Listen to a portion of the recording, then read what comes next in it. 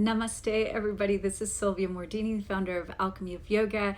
This is your Yoga Sutra Jam. We are on day 6. How cool is that? Holy cow, more than halfway. Well, let's dive in. Yesterday, chapter 1, verse 5, talking about the impact of these 5 stages of the mind. Today, we're diving into what are these 5 aspects of the mind, the vritti, what happens up here in our heads. So I'll read you a couple translations so that then you can understand and appreciate what those are. I'll give you 3.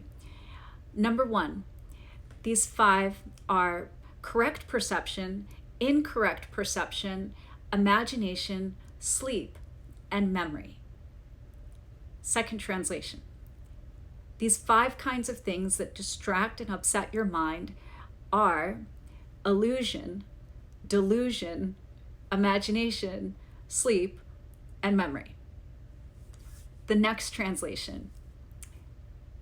These 5 things, they are right knowledge, wrong knowledge, imagination, sleep, and recollection. So imagination, sleep, memory, recollection, those pretty much are standard names for the translations.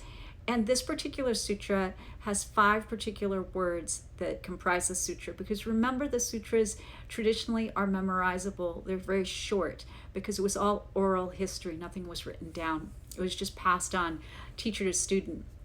So the first word of these 5 words literally means like right knowledge or illusion. Then wrong knowledge is the second word, or delusion. And then the third word is this imagination, and whatever that means for you. Then nidra, maybe you've heard of like yoga nidra, is sleep, yogic sleep, deep sleep. And then finally, the last word in this sutra is that recollection, is that memory. So these are the 5 states of the mind. And to the yogis, they were always thinking that the nirodha is to be able to control the mind. That's a very traditional view of controlling the mind. That's the whole point of this practice, because yoga is not for the body. That's the confusing part, because we always see poses, but yoga is for the body. Remember, Ayurveda is for the body, but yoga is for the mind. And so let's go deeper into these particular areas. So when we're talking about the 5 states of the mind, the yogis were able to direct their energy and attention to each of those 5 states and to really refine them. But for us as modern day yogis, we really just have 2 things we do with our heads: perception and emotion. Something happens, we see it, we perceive it, and we just automatically think it's true. Or then we're in this emotional triggered state. So we don't have the same aptitude in our day-to-day as what the ancient yogis were really working on and refining. So just know and keep that to heart, that it's a little bit different, the starting point to begin with. And we tend towards that constantly believing that what we see is true.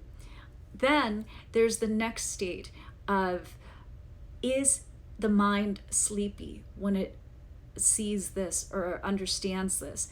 In the gunas, this is the tamasic nature. In Ayurveda, the tamasic nature. So is there a dullness to this state that we're in our minds right now? And you can see that if you are during this time of shelter in place, not doing things to activate your mind, the mind can be getting super, super dull right now. And maybe that's lack of interest. Maybe that's like feeling like, I'm just so sleepy all the time, because your mind is not activated, curious, so start to do some puzzles, read more books, practice some mantras, but get the mind more activated so that it's not sleepy. And then the next part of these 5 categories, is imagination. How are you using your imagination?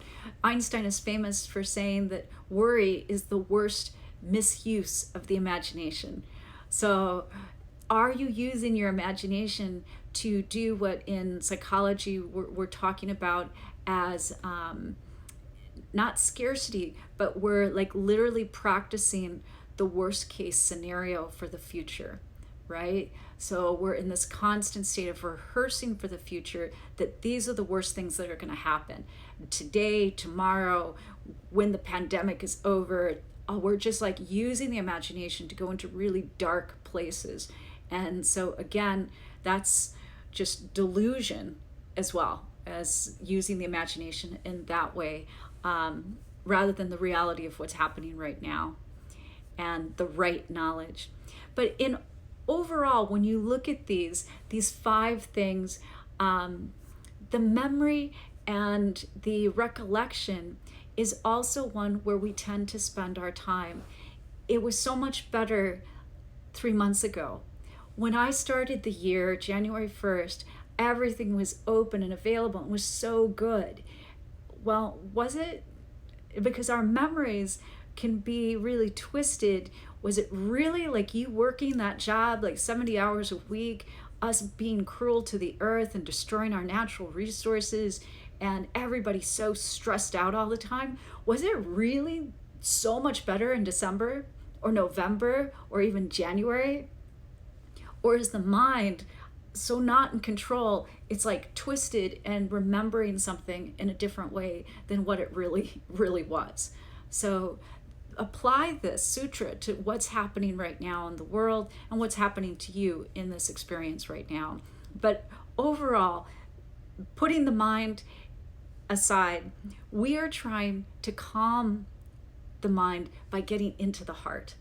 So there's these 5 aspects of the mind, but ultimately we're just trying to get back to our hearts, because that's the ultimate healer. And let me leave you with this. The chitta, the mind, is not dependable. I'm going to say that again.